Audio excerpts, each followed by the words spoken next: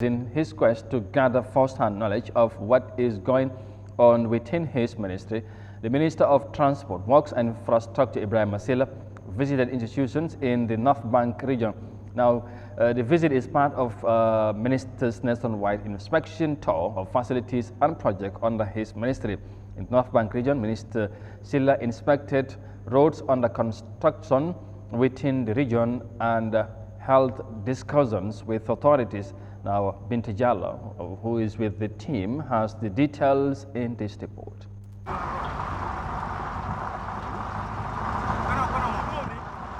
The Transport, Works and Infrastructure Minister and his team have visited the Hakalang Loop and secondary roads project in Nyumi as part of his nationwide tour. The 55.5 kilometers Hakalang Road construction is one of the major projects of the government, which starts from Bunaidu to Albreda and continues to Bafloto and Kutar. The construction includes two secondary roads, a 15-kilometer road from Albreda to Fasuma and a 13.7-kilometer secondary road from Bafloto to Bengali. This project is facing a major problem due to lack of human resources. The contractor lamented that he has to travel to Senegal and Guinea-Bissau to bring young people to work at the project, something he expected Gambian youth to take. The minister urged youth of Hakalang and the surrounding communities to take the challenge and participate in national development while they receive payment. He reminded them that by involving in the construction work, it can enable them to acquire skills and render their service to the country.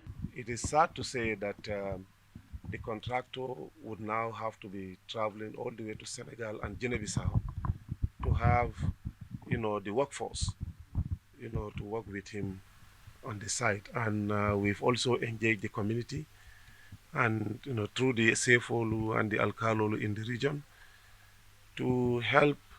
actually reach out to their young people, because this is one thing that if you are involved in, you are always in demand. Road construction, if you have these various skill sets for it, you are always in demand, especially at a time when government is investing heavily in road construction, only to realize that most of the workforce are actually not Gambians, not by a deliberate design by the contractors, but the unfortunate situation that our people are not coming forth to be employed on these sites, and they are paying good money for this. So we want to urge and appeal to young Gambians who are interested in having skills in road construction to contact the different contractors at different places so that they can be absorbed by the system if the places are not full so far,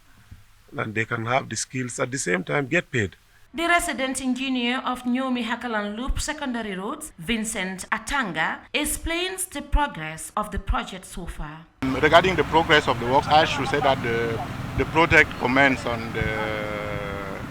October 2020. We've commenced with the earthworks and civil works. Civil works is mainly the box culverts. Maybe we will stop at some of them. Right now, the box culverts, we have a total of 67, and we have close to 50 completed by now. That's the box culverts. We start from there before we proceed with the pavement layers. And for the road itself, we have approximately 12 kilometers sealed. That means with the and Bengali, Bafloto, the earthworks are completed. We are working on the pavement layers. From Albreda going to Bafloto, we are also working on the earthworks right now. Minister Sillah reminded the young people that the fund that is constructing the road is from the taxes they and their parents pay, saying the government should have been happier and prouder to see its own people engage and benefiting from their own tax money. Binta Jallo, Eyeafrica News.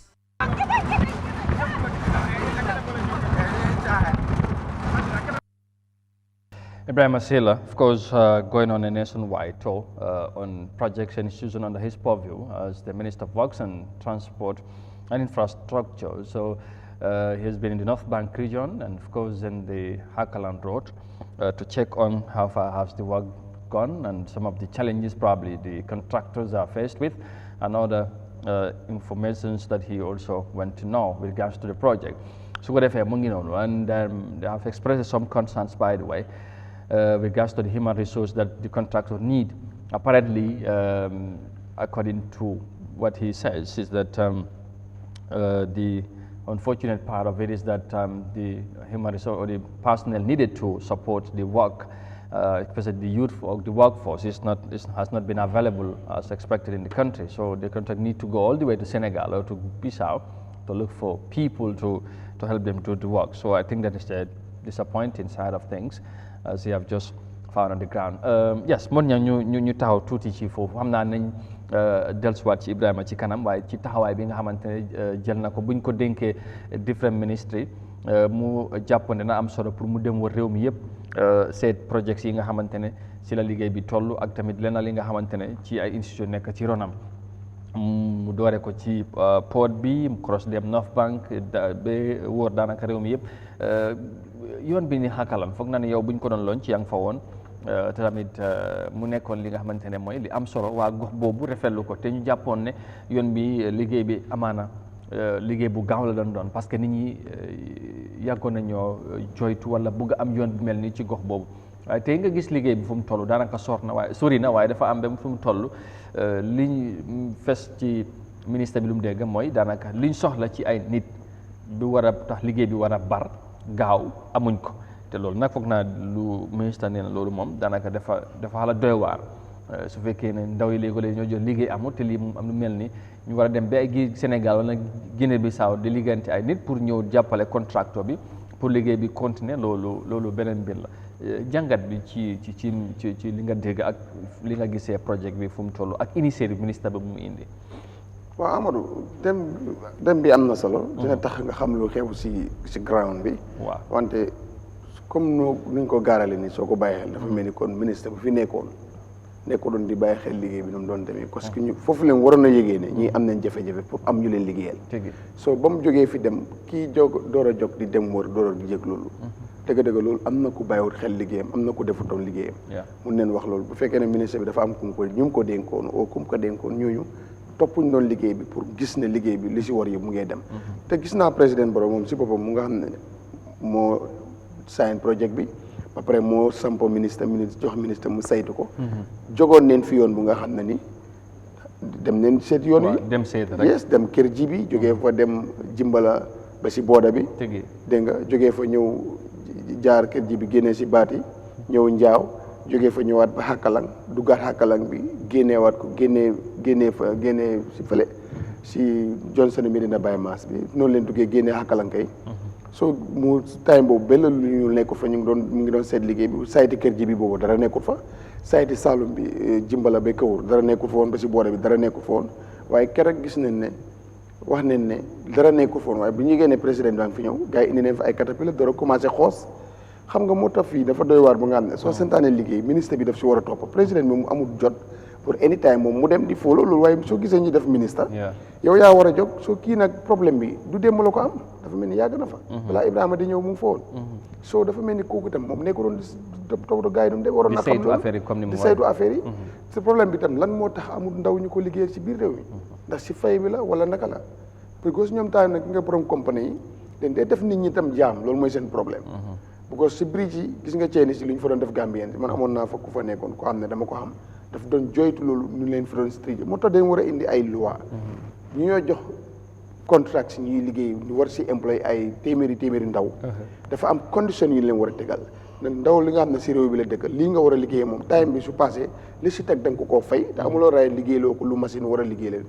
nit ki dem war a jël dat lifin foog ñu tegal ñu ñoo jox contract ay condition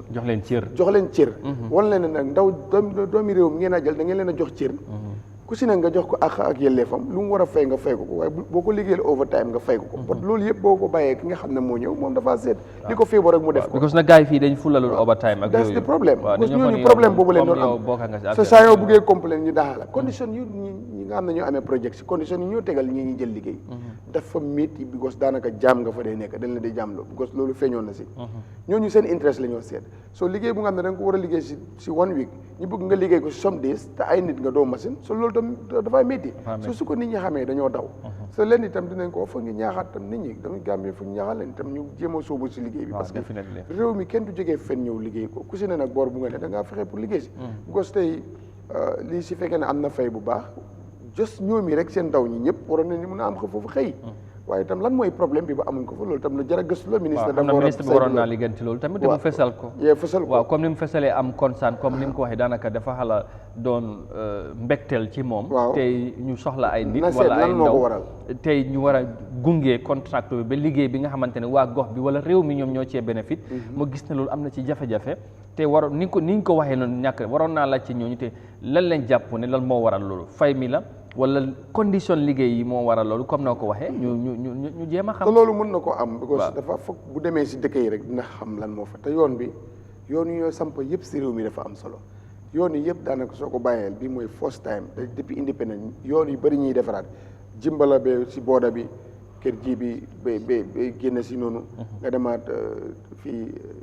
Sanjaal bi sabax Sanjaal yoon boobu noonu. jam Bambali ñëwaat ba génn si ba Kunjeen nga yoonu is very important because lu mu lëkkale si ay dëkk dafa bari Hakalang bi tam lu mu lëkkale si ay dëkk dafa bari because ñoomi bi duggoon noonu dafa am dëkk te dañ yàgg sonn si yoon boobu dafa important depuis independent amul yoon soo ñu leen ko tabaxal soo kuñ dénk liggéey bi war nga di fa dem anytime di saytu liggéey bi kon dafa mel ni lii firnde ne cabinet bi fi nekkoon la nit ñi doon jaytu mu fa because problème bi is not today te tey dem na fekk fa problème mu nga xam ne nii ku fi jëwriñ ji fi newoon war na xam loolu ba pare saafara ko waaw definitely loolu am na solo su ko defee maam ba jàngat bi lan lay doon parce que tey buñ demee ba toll fi liggéey bi te tamit bul fàtte ne buñ defee li nga xamante ne mooy teg xeer bi ñu bari waxoon nañ ne yoon bi politique bi moom moo ci gën a fees farlu bu ci war a am du ci am te tamit ni ñu ko déggee woon sax amaana est-ce que dina teel a pare noonu waaye dafa mel ni loolu moom moo feeñ parce que liggéey bi fu mu toll des na te tamit lu ñuy xaar dafa mel ni waa gox bi gisaguñ ko liggéey bi mu ngi tàggatémbe demul dikkul fu mu toll ba pare contrat bu mu ngi wàcc ci jafe-jafe yu mu toll waxuñ ci xaalis waxuñ ci yeneen jumtukaay waaye ci human resource bi mooy nit ñi ñoom moo amul loolu naka la ko mun a nit mun a déggee wala ban jàngat nga ci mun a am ak tamit nga dem léegoo-léegi ci liggéey yu bari ci yoon wala yeneen projets yi doomi réew yi duñ ci dee bari mu nekk li nga xamante ne beneen jàngat bu ci mun a feeñ. waaw jërëjëf am na solo yoon moom mooy yombal dem ak dikk. waaw fépp fu ñu ci def taxawaay rek ngir askan yu fa dëkkee ñu mun cee gis seen bopp seen dem ak dikk mu yomb lu ñuy rafetlu la. waaye boo ñëwee ci liggéey bi ak taxawaay bi nguur dafa am wareef askan wi nga jiite dafa am lu leen warlu sa diggante ak ñoom. boo xoolee tey bu fekkee contracteur bi daf ne human resources mooy problème xaalis bi mënut a liggéey bi. nit ñi ñoo ko mën a liggéey. équipement yi luñ bari machines yi luñ bari tey machines yi boo leen tegee benn place rek duñ pousse duñ paas. foog nit ñi ñooy jëfandikoo machines yi liggéey mën a am. boor bi nga xam ne foofu la liggéey bi amee bu fekkee ndaw ya fa nekk gisuñ seen bopp ci liggéey bi wala ndaw ya fa nekk ñoo bëggut a liggéey ñoom nañ génn ñu leeral nit ñi wane ne bëgg-bëgg bi de mooy ne doomu réew mi tey projet boo teg ci biir réew mi rek. war naa yokk employment either one way or the other dafa war a create employment tey mënuloo nekk ci kaw gi ngay yaakaar nawet ñett juróom-benni weer yu nekk ngay am dara liggéey bu mel ni ñëw weer bu nekk nga mun cee am xaalis boo mun a gisee sa bopp war cee teral say waajur nga toog banque sa loxo ne yow gisuloo liggéey. waaye est-ce que loolu tamit dafa du mel ni amul lu ci laxasu. waaw foofu contracteur bi waratoon xaar sax ministre bi la doon dem. moom waroon naa mun a feesal lu teel a leeral loolu wala mu wax ko. nit ñi xam lan mooy xew parce que tey moom dañ ko jox timeline fi bi ngay door ak ki ngay jeex su demee nag bi xam ne jafe-jafe am na. waroon na cee mun a addu fesal ko. balaa 26 months bi ñoo teg xeer bi. waaw la moo nekkoon promise bi. loolu la gaaw 26 waaw moo nekkoon promise bi. léegi foofu laa lay waxee léegi dama ne la. ki nga xam ne nawet la yaakaar ci kaw gi yëpp boor boobu nawet lañ yaakaar yàlla ju taw nga dem yaakaar dunde yaakaar la bay juróom-benn weer léegi nag yow ñu war laa wax weer bu nekk wala contrat bi boo xëyee dañ lay fay wala bu fekkente ne lii nga liggéey bu paree ñi fay la kooku bu ñàkk liggéey am na lu laxasu ci yëf yi loolu moo jaral gëstu moo jaral lijjanti waaw ndax lu tax mu jaral leeral mooy dafay nekk problème tey doomi Gambien si yëpp bëgg a liggéey Gambia bu ñu amee projet doomi Gambien si mënuñ cee gis seen bopp mënuñ cee liggéey lan mooy problème bi onasan léegi li ëpp ci liggéey yi ñi ñu koy jox ay foreigners lañ onasan ñoom ñoo dee téye contrat yi léegi nag bu fekkee yow da nga téye contrat nga nekk foreigner nga war a prioritize Gambien si force nga bëgg jël ñooñu di leen won ne ku mën def ku mënul nga bàyyi loolu tamit day tey xel ci doom bu juddoo ci réewam waaw condition yi liggéey ñu leen di liggéey ak yu mel noonu comme moon ñam ko léegi dafay doy waar gis nga condition bi gën a métti mooy nga ne nit ki boo mënee nga def boo mënul nga bàyyi gis nga motivation ak encouragement bokk na ci nga gëmloo nit ki ne mun nga koo def saa yoo may xëy di ma wax ne mun nga koo def rek damay sax ci di ci def waaw daf maa motiver waaye tey yow nga gis ku nga xam ne dëgg la musta toog ci caterpillar nga ñëw mu gis liggéey bi bëgg caterpillar éeg dem roñ xeer indi wanasaan nga ñëw ne ko ma ne gis nga lii nii naa borom dafa discourage wala comme li ñang waxoon tey nit ki liggéey nga war koo fay contract daily nga téye ko weekly nga war ko fay monthly nga téye ko mu jël période bu nga xam ne borom dafay toog gis boppam su fekkee du ko bëgg li muy def dëggantaan dafay toog ne man lii ndax jarati na ko wala yow ki nga koy defal mu leer la ne kii moom lim la wan mooy sa réew xam nga lan moo ma fi indi xaalis bi ñu may fay liggéey bi bu baaxee bu baaxul su ma yoon nekku ci yéen ñoo dëkk ci réew waaw exactly waaw te léegi yow borom bu ko war a liggéey ci 3 days li nga ko war a fay condition bi nga koy tegal pour mu jot ko problème la léegi ñëw tamit ci li nga xam ne moom moo nekk ministry bi dëgg la comme ni ko ñang waxee former ministre of work Baye Lamine Diop la tey bu fekkente ne projet bi dañ ne woon 26 months la depuis ñu teg ko ak léegi am na doing evaluation nekkuma di ko xayma waaye xam naa ne léegi mu jege ko waaye 6 months is almost it's nearly 3 years waaw about 2 years something 2 years something la waaw waaye da ngay gis ne 2 years few months ñang xam na boor yooyu bu baax waaye man barki démb laa jógee boori sabax understand nga waaye boo gisee liggéey bi lu ci bari comme niñ ko wanee nii noonu la liggéey bi taxawee understand nga du nekk sabax bu ko Sarakunda waaw mooy sooy génn waa dem dëkk bu sëriñ bi nekk noonu sëriñ Ousmane understand nga yoon yooyu yëpp man gis naa ko waaw sabax njaayeen da ngay gis ne yoon yooyu daanaka mu ngi taxaw man gisuma fa benn jóori béton bu ñuul sax li ma fa gis rek mooy caterpillar yaa ngi wër understand nga moto yaa ngi wër waaye suuf bu xonq bi nga fay gis te loolu lañ la won léegi nii su ñàkk farlu wala liggéey bu mel noonu dem ba léegi ñu door liggéey bi parce que léegi tamit ñu bari dañoo jàpp nuñ ko defee ci àll bi wala ci ob bi ci kaw gi ak yu mel noonu tey léegi nga fe ñàkk leen jox cër la parce que liggéey bi dafay door ñëw dundal joxe leen yaakaar tamit ñu ne ñëpp bu dara jotee par exemple élection jublu dañoo ñëw garaate yoon bi ñëw teg ay suuf wala teg xeer ak yu mel noonu waaye liggéey bi farlu bu ci war a am léegi ku lay fay sax duñ ci taxaw di bàyyi xel comme ni mu feeñee ni tey comme ministre bu fa nekkoon wala waaw waroon naa mun a xam la mooy problème bi waaye te lii mu ngi soog a fes te tamit liggéey bi te waroon naa weesu fi ba contracteur bi moom ci boppam di ci fesal ay jafe-jafe yu am ci liggéey bi waaw xam nga Amadou loolu sax man gëm naa ne ci jamono buñ toll léegi loolu ku nekk ci nguur di ko xalaat yaa ngi nax sa bopp tey Amadou doomi siyaaraar la bu toogee gis na ñu ngi bëgg a neenal siyaaraar ci nax leen tegal leen xeer dem ngir seen vote si wala politique wala élection ndax yow sa bopp boo toogee ak sa conscience sa gëm-gëm nga war a toog gis sa njaboot ñuy dund lu mel noonu exemple bu fekkee foofu la ñuy wax ci kaw gi former PS Ministry of Works Modou K Cissé doomi foofu la ndax moom dina toog mu war a xalaat ñu yaakaar ne tey dañuy nax njabootam wala askanam ci lu nga xam ne duñ xaar njeextal bi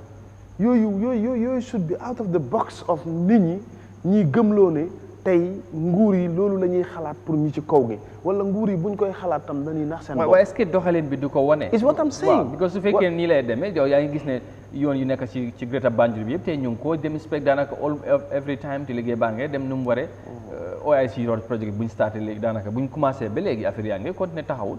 waaye fale moom daanaka bu mu dooree ba léegi dafa mel ni naxaata la wala woon lañ ni buñ leen soxalee ñu dem yëngal bu yëf yi passé ñu soog a xala dégguloo bu ma la wax Saloum non dañ teg xeer bi lu yàgga président bi di toon di seet projet yi ndax ñu ngee dem man nit yi ñoo ne bu ñu yégee ne mu ngee ñëw leen fa indi machine gis nga loolu lan la loolu contracteurs yi ñoo yëpp nit ñi wala san waaye nag contracteur bi bu defee yenn ay ku jox ñoo contracteur bi am na ci leen ko jox nag waaw exactement foofu problème bi mooy ne because after sax am na ku ma ne daal mooy problème bi because duñu wax ne dañoo ñëw teg xeer nga war a commencé liggéey 3 months after ñëwuloo président bi mu ngi faa ñëw ndax tam contrat bi liñ seqoon a moom jox nañ ko so loolu tam foofu laa la wax léegi foofu moo tax ma ne la ñun ñaar lañ mën a put accountable ministre bi nga xam ne liggéey bi ci ñoom la nekk ak contracteur bi nekk diggante askan wi ak nguur gi because contracteur bi yow mi nga xam ne yow yaay xaar liggéey bi pour mu mate ci contracteur bi nga ko yaakaare contracteur boobu nag bu demee mu jël contrat bu nga xam ne amut requirement yim niit pour mu faciliter projet bi moom ci boppam dafa war a won nit ñi ne lu leer laay wax de benn pre-finance la wala ñaar li ci war jotaguma ko foog lépp mate ma doog a mën a continuer liggéey ñoom ñoo dee mel ni kuy kala coova nguur gi waaw because of dañoo bokk mbuus non loolu la xam nga soo am na nooy doxalee su contrat boobu bu jeexee xëy na balaa nga amaat beneen dafaa nekk problème foog nga jéem a nappal affaire yi bañ a leen waaye nag dem nañu ku ci am biggest responsibility wala government bi omi contract but between them ñoom xamante neen fan la délai bi nekk lu mel noonu tamit xaalis dafa manqué lu tax demut dañ koy xam waaye kenn du génn xam nga gis nga rek président war a ñëw rek nga indi traqué waaye dut baram bu ci war a mën a am mooy ministre bi wala nguur gi nga ci mën a parce que tey ñoom ñooy joxe contrat te yow ki ngay jox contrat war nga xam lan la mun ak lim munut liggéey bi ndax attan na ko wala attanut ko ak tamit bu fekkee ne li ngeen nangutoo mu ngi koo doxal wala doxal bu fekkee ne moom am na ay jafe-jafe ci diggante bi war naa am dat obligation mu ñëw mu Amadou mu rendre la compte li ko gars yi di waxee gis nga li ngay wax nii dëkk bi dafa am lu nga xam ne foog dañ ko war a dàkkal tey li ci ëpp ci contracteurs yi nga gis nii duñ dee am human resources bi duñ dee am knowledge bi duñ dee am capacity bi waaye dañuy dem jël contract bi ñang dafay ñëw xamante na ak Lamine nga Lamine moo nekk permanent secretary wala moo nekk project director bi nga mu ñëw jël ne ok léegi jox leen ma contract bi fekk ñang leer na ko ne amut falle ak moromam ci lu mën a fas liñ soxla waaye lu muy def mooy Amadou mu ngi amee dara xaaral ma jël Amadou maam mu ngi amee dara Séni mu ngi amee dara nga jël ñooñu nga boole leen nga ne nañ leen dem ngeen liggéey nga jël Amadou nga jox ko benn xaaf xaalis ci lim soxla woon ci liggéey bi mu dem nga jël maam nga jox ko benn quota ci lim soxla woon mu dem ba ci biir mu ne ñang ana xaalis bi fekk yow ñang léegi bu war a fay Amadou $100 lekk na 50 bi di xaar beneen $100 bu ñëw kon lii mooy delay problème bi exactly lii mooy problème bi te loolu lañ war a dakkal acca lan lañ mën a xaar ci lu mel ni balaa ñoo move on comme Ibrahima Sillah dem na gis xam problème bi war nañoo xaar mu taxaw ci gis na liggéey bi continuer waat waaw du nekk dem rek xool jafe-jafe bu fa nekk war naa xam lan moo koy du ko koos mu ut si saafara pour liggéey bu gën a continuer gos tam lii duñ mën may contract bi lii mel ni ku bëgg a jël ek chose 26 months provision government nu mooy waxee ni already indi na pion pour lay aw ma liggéeykat li mooy aw ma liggéeykat mu ne mu ngi dem ba Sénégal ak Bissau foofu lay wala already rek indi lay moom pour 26 waaye lay bi is not genuine wax bi nag fu mu ferankoo laay waroon naa wax nit ñi lan moo waral loolu lan moo waral loolu tam ministre bi war na ko mën a xam moom su ko neexee moom yoonam du si ne parce que dañ saay na ki contract déet buñ soxla déet boobu leen bëgg waaye tam pour jàppale ndaw ñu fa ne war na yónnee foofu ñi ko gëstul lan moo tax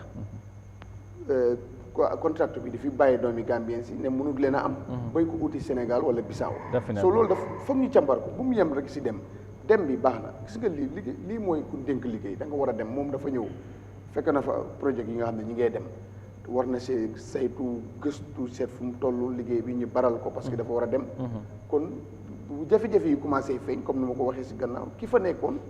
am na lu mu waroon def te defu ko nit ñi xam ko léegi nit ñi xam nañ ko moom it na gëstu lan moo tax tudd loolu is very simple si ñoom am nañ fa ci ama koo xam ne ni si mooy